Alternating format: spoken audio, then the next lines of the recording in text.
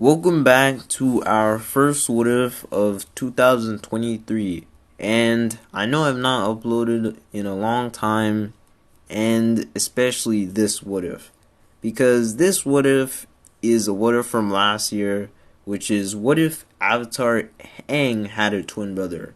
In today's what if, we will recap this what if, so we'll remember what happened.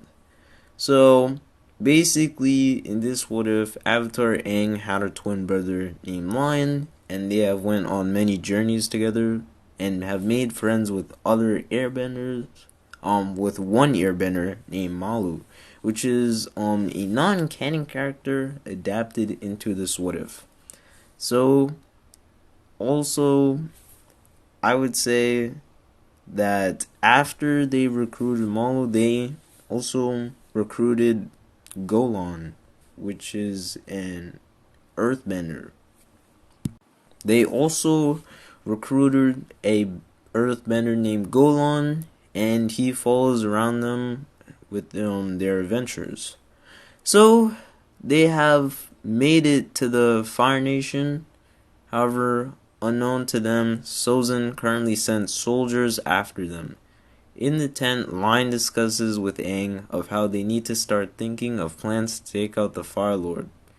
Take out the Fire Lord? That sounds dangerous, says Golan.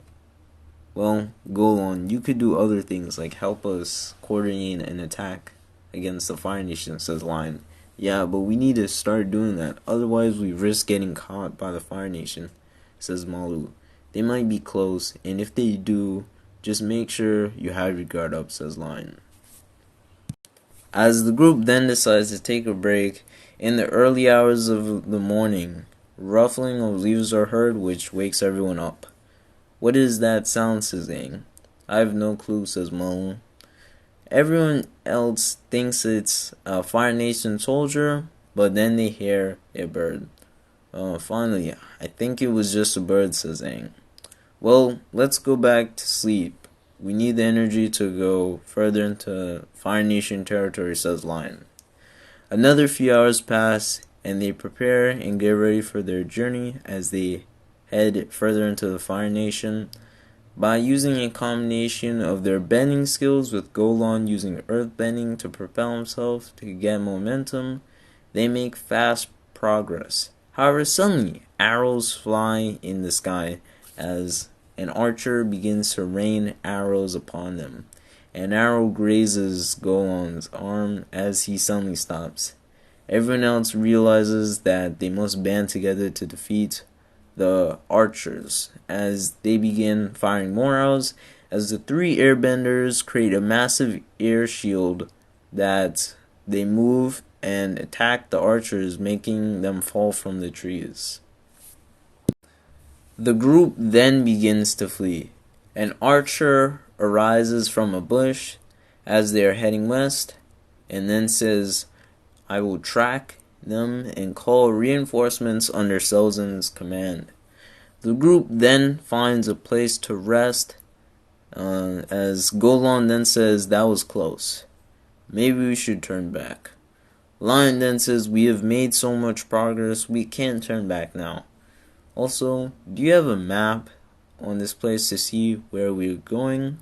Well, all I know is that if we keep going in the same direction, we eventually reach our destination of the Fire Nation capital, says Malu. Lion says, let's start again, as they begin to use bending to traverse the landscape, as eventually they come across a Fire Nation village with the Fire Nation symbol. They know that they have to cautiously make sure that they have plans and to not mess it up. Alright, change of plans, says Lion. We will get ourselves captured and to go to the capital.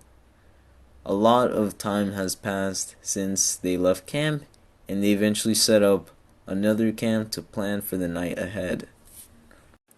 Everyone is shocked at the change of plans, but then Aang realizes that he must eventually face the Fire Lord. As he has trained for so many years, it is finally time to put the Fire Nation to an end. They eventually go to bed. However, unlike the night before, they hear footsteps. Everyone is quite dazed from sleeping for so long, and they eventually process that it might be a Fire Nation soldiers.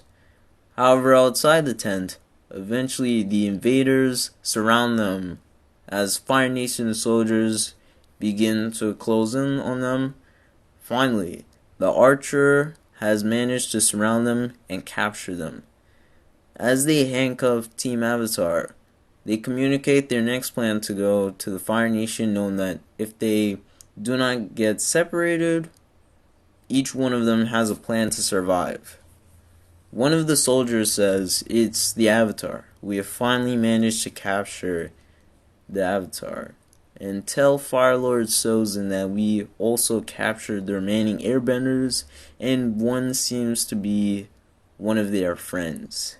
Unlike the others, Golan did not have the years of experience that Team Avatar did, but they have promised him his freedom from the oppression of the Fire Nation. Golan then realizes at this moment he must fight for freedom, and he must be willing to take risks, so even if he is scared, he must seek freedom. As the others are rounded up quickly, they are then put in a large box where they are stored in a room, tied up, and blindfolded. Fortunately for Team Avatar, they are placed together with 7 Fire Nation guards watching them from the front and will arrest them again if they try to escape. Team Avatar signals to each other their next plan of action, which is to figure out where they are taking them, and when it is ready, they strike. During the 5 years, they have figured out a technique that would save them. However, it must be done right or they will fail. Aang at this moment feels the most pressure, as during the years that pass, he has managed to accept that he eventually must end the Fire Lord at all costs to save the world. Eventually, what seems like a few minutes, hours pass as the vehicle eventually stops moving. By this time, the truck unloads, and by the early hours of the morning, they are hit by the early sunlight. As one of the Fire Nation soldiers says, "Secure the Avatar, separate him from his friends, and the rest of them you could leave together, as they are just air nomads, and one earthbender. We will end them after we're done with the Avatar." Another one of the guards says, "That sounds like a good idea." The plan is then executed, as Aang is then separated from his friends, and eventually is put into a large steel storage container, and he is then further moved. Aang realizes at this moment he must prepare to meet the Fire Lord and defeat him. Even after all these years, Aang still fears what the Fire Lord is capable of. However, hours pass as nothing but the movement of the container in the back of the vehicle keep Aang awake. Both Aang, Lion, Malu, and Golan know that they will have to fight to survive in a matter of hours or days. Finally, as we go back to the perspective of Aang, the vehicle stops. Aang thinks he has reached his destination of the Fire Nation capital. However, one of the guards says, "Secure the Avatar so we could deliver him in a wagon so we could carry him into the Fire Nation capital." Aang during this time thinks about his plans and how he can escape, as he does not know firebending. As Aang is focused on the only thing he needs to know, which he must survive somehow with all his training, he will find a way. Time passes again. Aang hears some mumbling outside. Unknowingly, he is in the Fire Nation palace, where Sozin then says, "Is that the Avatar that you promised?" "Yes," says the Fire Nation guards. "Well, open it," says Sozin. As the metal box opens, Aang is blinded by the bright light of fire. "Greetings, Avatar," says Sozin.